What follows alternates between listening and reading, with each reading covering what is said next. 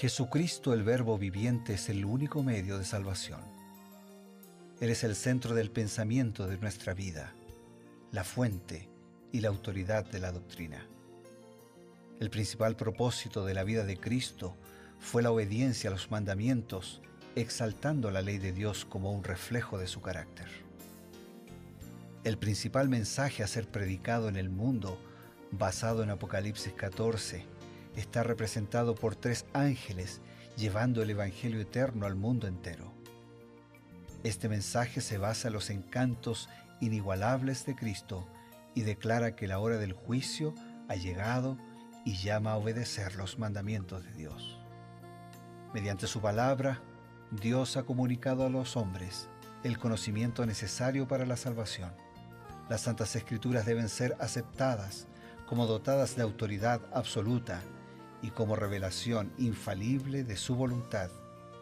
Y aunque el canon de las Escrituras inspiradas está cerrado, el Espíritu Santo continúa iluminando, amonestando y confortando al pueblo de Dios a través del testimonio de Jesús, el Espíritu de profecía. El camino a la vida se traza a través de un camino angosto que debe ser recorrido con confianza en las promesas que Dios dejó a hombres y mujeres fieles que dedicaron sus vidas hasta la muerte por el Evangelio eterno. Los fundadores de la Iglesia soñaron con el día en que la revelación sería una realidad en sus vidas. Miraron con los ojos de la fe a aquel día glorioso cuando finalmente la promesa sería cumplida en la venida magistral de Jesucristo a esta tierra para recompensar a cada uno según sea su obra.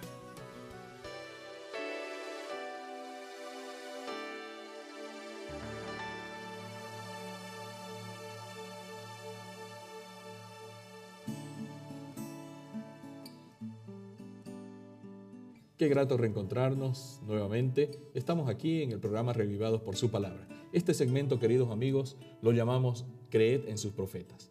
¿Por qué? Porque consultamos la palabra inspirada, la palabra profética que Dios dio a través del ministerio de Elena White. Y para esto nosotros tenemos la compañía y también la dirección, la conducción con estas citas inspiradas del pastor Bruno Razo. Bienvenido, pastor.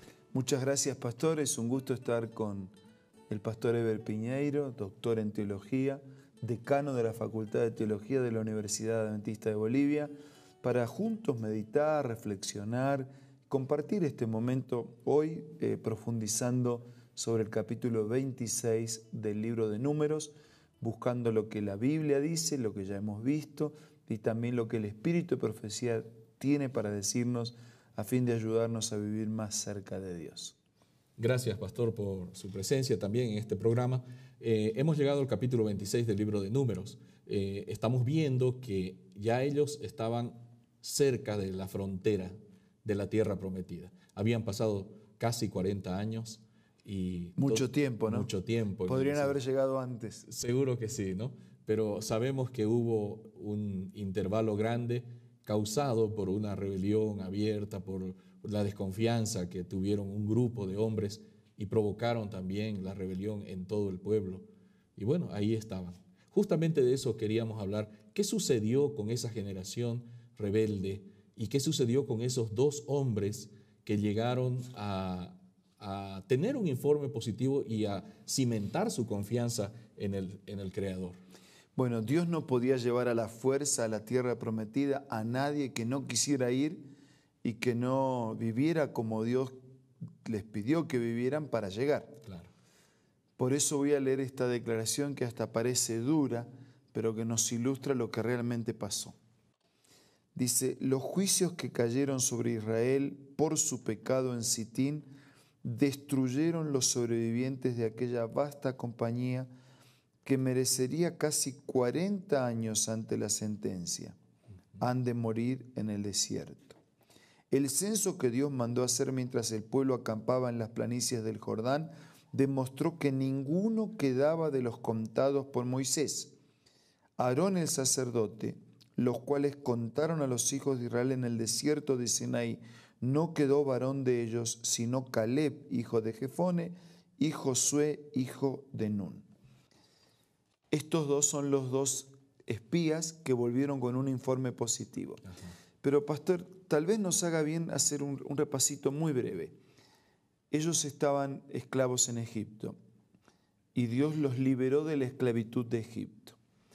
Y en su huida, en su éxodo del Egipto, como ya hemos visto en el libro de Éxodo, el pueblo va rumbo a una tierra prometida y a una vida nueva. Claro. Desde la esclavitud de Egipto hasta la tierra prometida. Totalmente libres, además. Libres, tierra de prosperidad que fluye leche, miel, o sea, próspera, y todo un camino en el desierto hasta llegar. Un camino que se podría haber hecho en menos tiempo y una caminata en la que todos podrían haber llegado. ¿Por qué no llegaron todos? ¿Por qué solo 2 llegaron? Porque no alcanza con que Dios quiera, no alcanza con que Dios te libre de la esclavitud de Egipto, no alcanza con que Dios te acompañe en la nube de sombra de día, en la nube de fuego durante la noche, no alcanza con que haga salir agua de la roca, que haga caer pan del cielo, no alcanza que te libre de los... No alcanza todo lo que Dios puso a disposición del pueblo para que llegaran a la tierra, si además de que Dios quiere, las personas quieran también. Claro. Y porque se independizaron, porque se rebelaron, murieron en el desierto y no llegaron a la tierra prometida. Solo llegaron esos 2 que confiaron, que creyeron, que vivieron como Dios manda, que aceptaron el plan de Dios. Y uno puede decir, pero entonces la mayoría, sí, la mayoría estuvo errada. No es la primera vez que pasó en la Biblia y tampoco que había pasado o que pasaría en el futuro. Cuando Noé predicó 120 años, ¿cuántos entraron en el arca? 8, de los cuales él era uno de los 8. Su esposa, sus 3 hijos y las 3 esposas. Entonces, que la mayoría no significa que tengamos razón. La razón no viene por lo que la mayoría hace, sino por hacer la voluntad de Dios. Y Dios, yo quiero decir algo más todavía. Dios no sacó a aquella gente de Egipto para que muera en el desierto. Para eso los habría dejado morir en Egipto. Claro. O sea, ellos murieron en el desierto, como podrían haber muerto en Egipto, porque eligieron morir en lugar de elegir vivir con Dios siguiendo su voluntad. Ahora, esta escena se repite en nuestros días. Es la misma historia. El pecado nos esclaviza como esclavizó al pueblo de Israel en Egipto.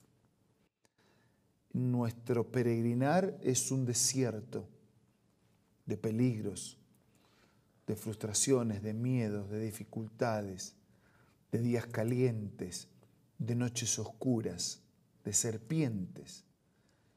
Pero Dios no quiere que muramos en la esclavitud ni que muramos en el desierto. Dios quiere llevarnos al final del camino, a una vida eterna, a una vida nueva, a una vida sana, a una vida perfecta, a una vida para siempre. Eso es lo que Dios quiere. Pero si nosotros no queremos, si nosotros no aceptamos, si nosotros nos independizamos, si nos rebelamos, si nos oponemos a Dios, si hacemos la nuestra y decidimos morir en el desierto, infelizmente moriremos en el desierto. Pero ese no es el plan de Dios. El plan de Dios es liberarnos de la esclavitud del pecado, es acompañarnos en el peregrinaje de este desierto y llevarnos al destino seguro, sano y feliz de la eternidad. Ese es el plan de Dios. Pero no alcanza con el plan de Él. Es necesario también que nosotros hagamos un plan juntos con el Señor. Pastor, me trae un pensamiento mientras hablaba y mostraba cómo Dios tiene en cuenta a todos los hijos. El censo mostró que hubo 2 hombres que fueron fieles y era un registro oficial. Dios cuenta a las personas, Dios sabe exactamente cuántas personas hay en este momento en el planeta Tierra. Él sabe cuáles son sus características. Dice claramente, sino Caleb, hijo de Jefone. O sea, él sabía quién era Caleb, quién era su familia, de qué linaje venía, y Josué, hijo de Nun. Es decir, Él nos conoce por nuestras familias, nuestros rasgos familiares, y Él nos toma en cuenta. Pienso que Dios está también esperando hacer un censo de los redimidos cuando lleguemos ahí, ¿no?, a la patria celestial, porque Él está interesado por el conjunto, pero también por los individuos.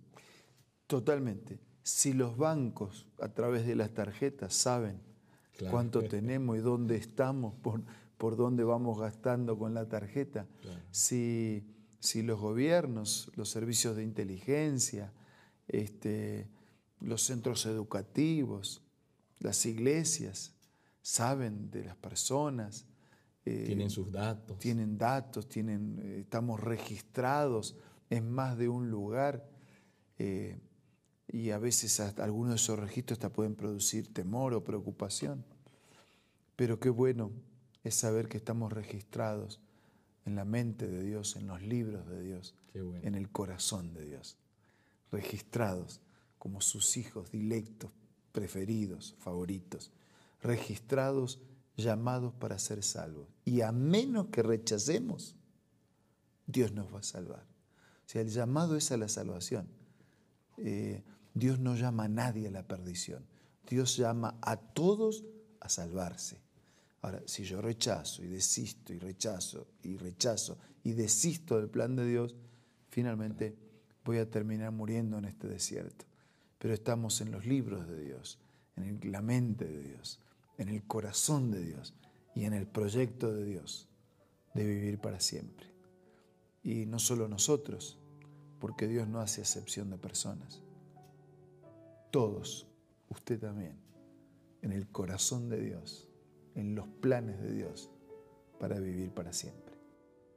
Gracias, pastor. Amigos, estamos en Reavivados por su palabra, creed en sus profetas. Continúen con nosotros, tenemos un mensaje importante también. Hola, hoy tengo otra cita muy linda para compartir.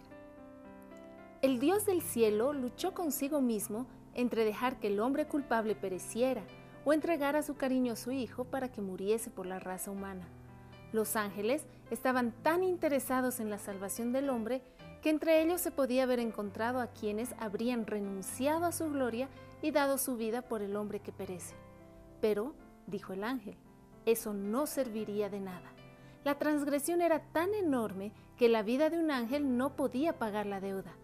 Únicamente la muerte e intercesión de su hijo podía pagar la deuda y salvar al hombre perdido de la tristeza y la miseria sin esperanza. Qué linda cita, ¿verdad? Esta tú la puedes encontrar en este libro maravilloso, Primeros Escritos, escritos por Elena G. de White. Puedes descargar esta aplicación ingresando al App Store o al Play Store, buscando Elena G. de White del App Store o del Play Store.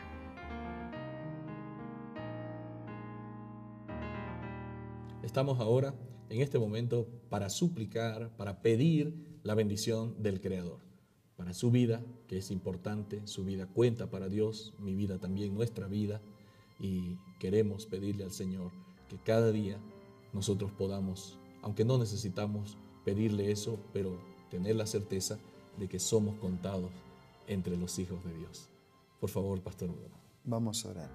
Gracias, Señor, porque conoces todo de nuestra vida y aún así nos amas. Gracias porque estamos en tus planes, en tu corazón y en tu proyecto de una vida para siempre.